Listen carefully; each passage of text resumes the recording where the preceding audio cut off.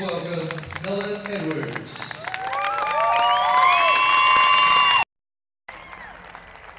Good evening. Thank you for being here to share in this very important work that the American Cancer Society is doing. A very special and heartfelt thanks to the young people in the stands tonight. The energy that you bring makes my heart smile. My name is Helen Acs. I am the president of Coldwell Banker United Realtors, but that is the job that I have. That is not who I am. I am Mary and Bill's daughter. I am Marla and John's sister. I am Matt, Mark, Stephen, and Michael's mom. I am thankfully Rob's wife. I am a friend to many. I am a child of God, and I am a cancer survivor.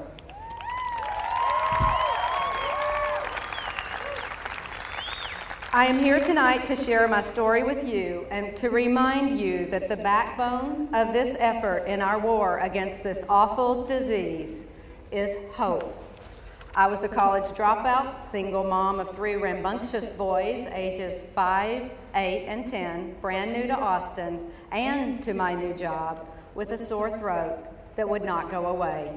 It was 1991, and I had salivary gland cancer. First we cried and cursed, and then we got to work. My family and friends gathered round. They drove me from doctor's appointment to chemotherapy to surgery. They took care of my children. They supported me in my job and through my divorce. You see, I had the disease in my body, but like so many of you tonight, we all fought the cancer together. We fought it with knowledge and medicine and love and humor and hope, and we won.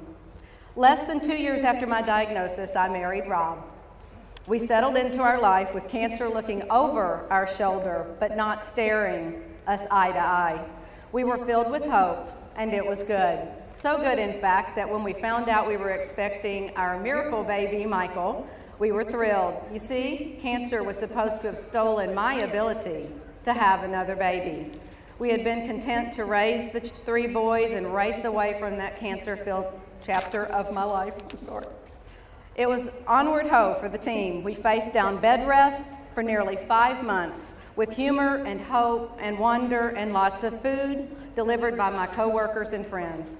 Who couldn't stay in bed day after day and week after week if it meant that a baby would have a better chance of being born alive? We did it, and he was.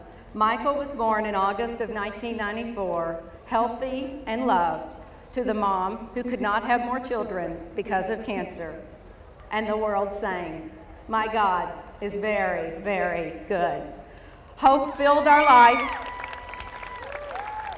Hope filled our life, and it was all good. I was raised on a horse ranch. It's a good preparation for some of life's messier challenges. My parents made sure that I was no stranger to hard work and no stranger to miracles, because life really is simply a series of miracles. Given the challenges that my cancer would bring me, I was lucky that I was taught that the way to solve problems is to take a deep breath, to pray, and get to work.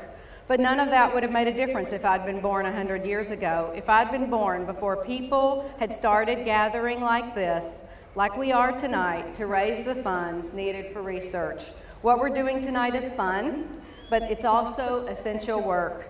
It's the work that lets us have better than a fighting chance against this disease. Thanks to the treatments developed through research funded by efforts like this, I am here tonight. I fight, I win. I am a survivor. On December 27th, 2002, I had a routine mammogram that turned out to be anything but routine. I was 44 years old. I had already paid my cancer dues, but apparently I still had a bill to settle with the big C. I had breast cancer, and I was devastated. Only 4 months earlier, we had buried Shirley Wright, our wonderful friend who died due to complications of breast cancer. It is because of Shirley that we are here tonight. She was the heart of our Coldwell Banker family, and we were still raw from the loss. Pain and fear and trouble seemed to be overwhelming my world, sort of like Pandora's box. But the Pandora story has an important ending. The last thing to fly out of her box was hope. Hope shined a light on so many blessings in my life that weren't as clear before cancer. For every trouble that I didn't want, something new that I treasure emerged. I had a double mastectomy in 2003. In typical Helen fashion, I was so done with this disease, these disease-filled beasts, as I named them when I misspelled breasts on an email one day. The beast needed to be beaten, and so we did.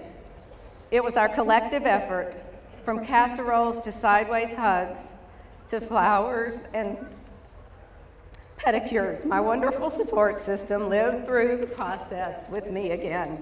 I had the disease, and they were all still a part of my cure. I say that with absolute certainty. My doctors removed my diseased beasts, but my friends and family held the cure, and it was hope.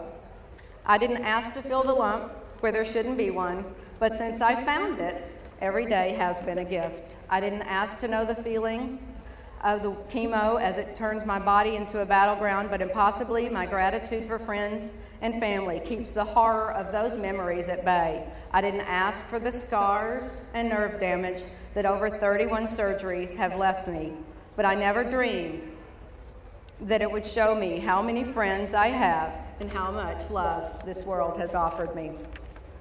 I didn't ask for the fear and the pain and the struggle, but I no longer live a fearful life, as I already know what's important in my life, and I'm not afraid to live every moment to its fullest and to give the glory to God. We live in a time and a place that allows some of us to fight and beat cancer, but not enough of us. Tonight we're here to do what we can to make sure that everyone who faces this fight can win, to make sure that everyone goes into this fight with the hope that I had. I told you that I don't have any problem understanding what's important in life. This effort is one of those things. I stand before you filled with gratitude and love for the tremendous difference that you are all making by being here tonight. Hold on to the hope, and it will always, always prevail. In closing, at this exact time next week, I will be dancing at the wedding of my oldest son, Matt, and his darling bride, Emily, a dance that 15 years ago I did not know if I would experience. I will dance with a heart filled with love and gratitude to all who had a part in curing me. I will dance for each of you. Thank you for your part in sharing and spreading the hope.